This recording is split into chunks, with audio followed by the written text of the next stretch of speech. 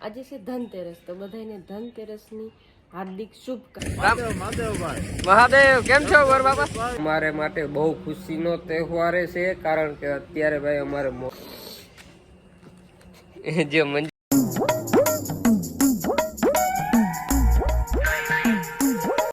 Hello મિત્ર, good morning, જય દ્વારકાધીશ, હર હર મહાદેવ। કેમ છો બધા મિત્ર? મજામાં અને મસ્ત મજાની સવાર થઈ ગયા અને તમારા બધાને મારા લોગમાં વેલકમ, સ્વાગત છે। અને જો અમારે આ ઉત્તમરમાં ક્યાં જાય છે?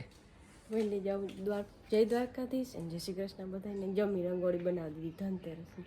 આજે છે ધનતેરસ, તો બધાને ધનતેરસની હાર્દિક શુભકામના અને માં લક્ષ્મીના હંમેશા આશીર્વાદ રહે એવા મારા તરફથી તમને બધાને આશીર્વાદ માં લક્ષ્મીના।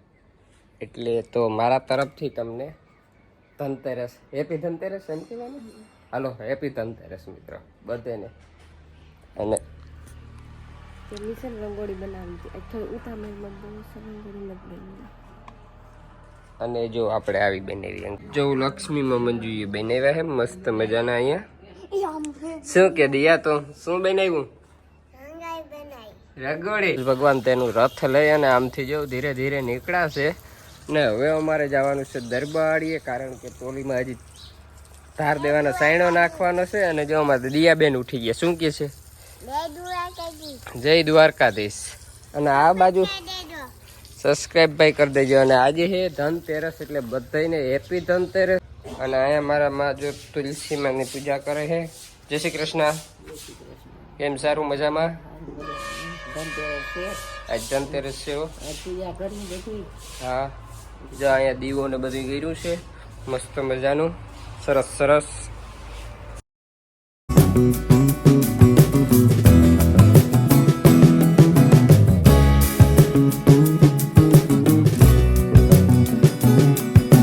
હલો મિત્રો, 8 વાગી ગયા છે અને આપણે ઓપનર ચાલુ કરી દીધું। હલો, જો આપણે પેલા હે ને ભૂકો દઈ દેવાનો છે ને પછી કાંદું નાખવાનું છે અને પછી ધાર દેવાનું કામ લેવાનું છે।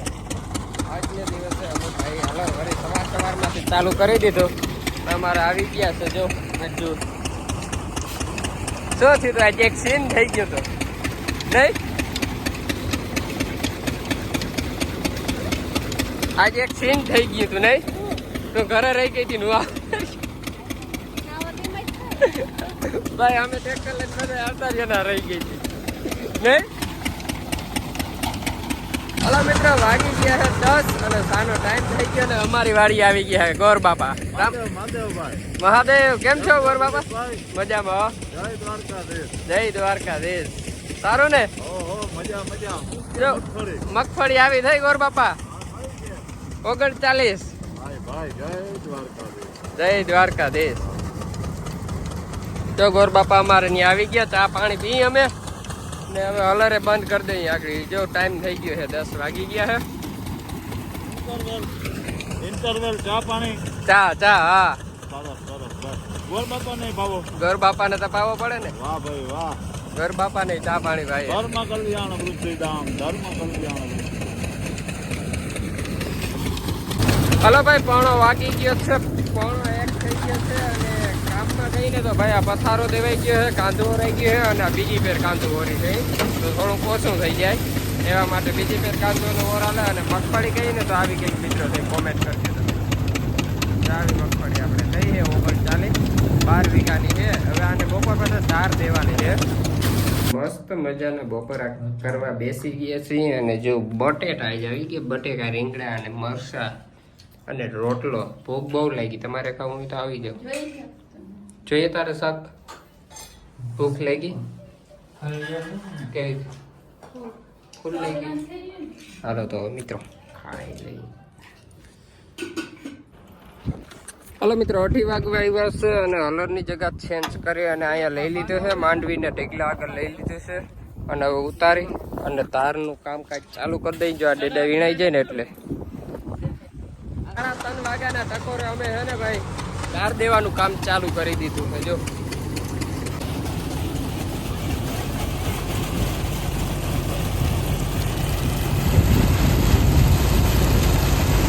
હલો મિત્રો, 5:10 થઈ છે અને અમે 1 ટોલી ભરી લીધી છે। જો 1 ટોલી ભરી લીધી અને અમે હવે ઘરે ખાલી કરતા આવીએ અને તાવીને હવે આગળ નાખીએ લુગડા ઉપર.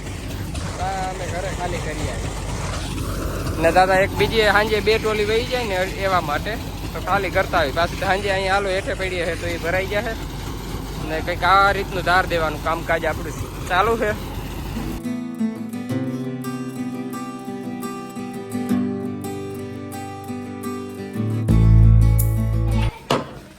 હાલો મિત્રો આપણે છે ને મોસમ આવી ગઈ ઘરે. ધનતેરસની જે અમારે મોસમ આવી ભાઈ, આ અમારા માટે સારું જ કહેવાય. રાખલા અહીંથી આમ ખોલો એટલે ખુલી જાય ખબર.